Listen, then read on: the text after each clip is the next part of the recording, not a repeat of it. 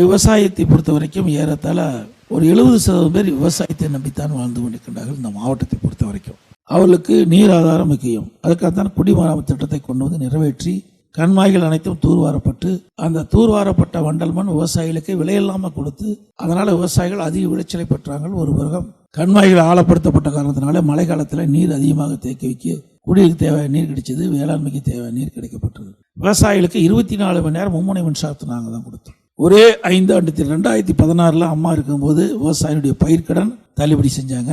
2021 நான் முதலமைச்சராக இருந்தபோது 12,100 கோடி ரூபாய் விவசாயிகள் தொடக்க வேளாண்மை பயிர்க்கடன் தள்ளுபடி செஞ்சோம்.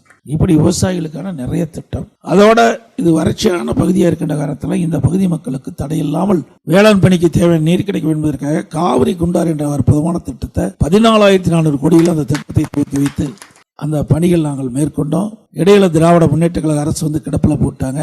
மீண்டும் அதிமுக ஆட்சி வந்த பிறகு காவிரி குண்டார் திட்டம் தொடர்ந்து அதை செயல்படுத்தி பயன்பாட்டு கொண்டு வந்து இந்த ராமநாதபுரம் மாவட்டம் எங்கே பார்த்தாலும் பசுமையா நெல், வாழை, மஞ்சள், கரும்பு போன்ற பயிரெல்லாம் நிச்சயமா வரும். அதில் எந்த மாற்று கருத்தும் கிடையாது.